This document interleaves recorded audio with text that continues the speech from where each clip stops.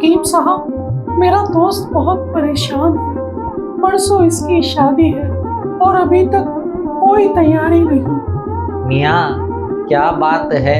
کیا ولیمے کا ہال بک نہیں ہوا؟ نہیں، اصل میں میرا دوست بہت شرمیلا ہے، کچھ دوستوں نے ایسی باتیں بتا دی، تب سے بیچارہ ڈر گیا ہے۔ سب کچھ بتا دیا؟ جی حکیم صاحب۔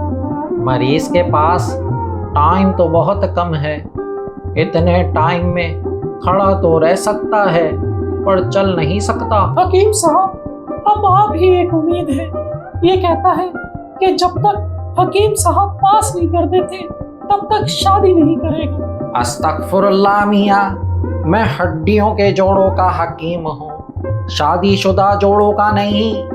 معذرت حکیم صاحب، پر آپ کے پاس کوئی تو نسخہ ہوگا، ماشاءاللہ سے آپ نے بھی تو 4 شادیاں کری ہوئی ہیں۔ ہاں، ایک نسخہ ہے تو ہمارے دادا جان نے ہندوستان کے نوابوں کے لیے بنایا تھا۔ واہ حکیم صاحب، اللہ آپ کے دادا کو ہر رات کا اجر دے۔ کیا کہہ رہے ہو میاں؟ میرا مطلب، جب بھی رات کو عبادت کروں گا ان کے لیے دعا ضرور کروں گا۔ اچھا میاں، اب تم جاؤ، شام میں آ کر دوا لے جانا۔ شکریہ حکیم صاحب۔ آیا، کون ہے؟ سونے بھی نہیں دیتا۔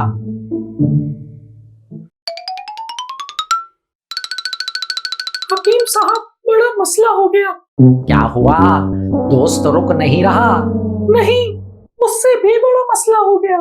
کیا ہوا؟ جلدی بتاؤ، کنیز تو نہیں مانگ رہا؟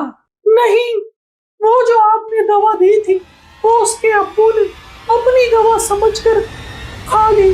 کیا؟ حکیم صاحب، جب سے دوا کھائی ہے شیر کی طرح بھاگ رہی ہے۔ کیا پوری دوا ایک ساتھ کھا لی؟ جی حکیم صاحب۔ تو ان کی بیگم کہاں ہے؟ ان کو تو مرے ہوئے 5 سال گزر گئے۔